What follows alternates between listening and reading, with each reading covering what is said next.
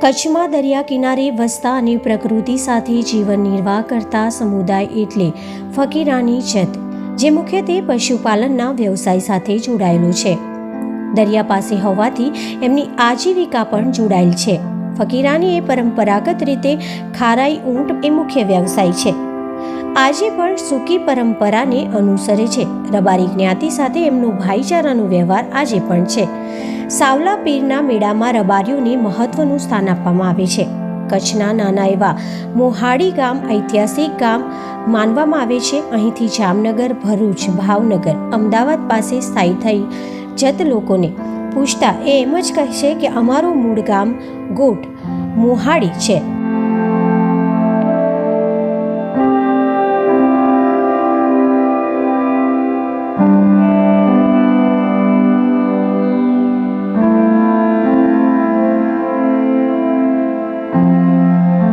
આ મોહાડી એક ખારા ઊંટ પાલન માટે અતિ મહત્વનું ગામ છે. અહીં ચરિયાણ માટે એરિયા સારા પ્રમાણમાં ઊંટોને મળી જાય છે, પણ અહીં 200 થી 250 જેટલા સંખ્યામાં ઊંટ ચરી શકે છે. જો એનાથી વધુ સંખ્યા થાય તો ચરિયાણ વિસ્તાર પર ભાર વધી જાય એમ છે. તે માટે પશુપાલકો આજથી 500 વર્ષ પહેલાં જ જાણે છે. માટે પશુઓના નિભાવ અને પર્યાવરણના જતન માટે સમયાંતરે ફકીરાની જત કચ્છથી સ્થળાંતર કરતા રહ્યા છે.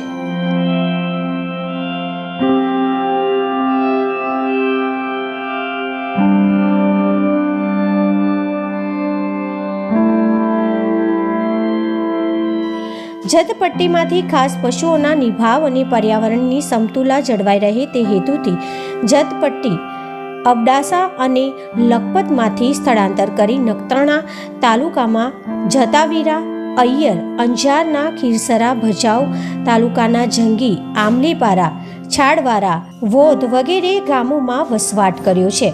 જ્યારે મોરબી જિલ્લાના વારસામોડી, ઊંટબેટ, સાંપર, જામનગર જિલ્લાના જોડિયા, કોઠારિયા, પાડ, બેડક, બેકડ, અમદાવાદના ધોલેરા, વડોદરા જિલ્લાના જંબુસર, ભરૂચ જિલ્લાના અભ્યાબેટ અને ખંભાત સુધી દરિયા કિનારે વસવાટ કર્યો છે. Bureau report, Kabir news, Kutch.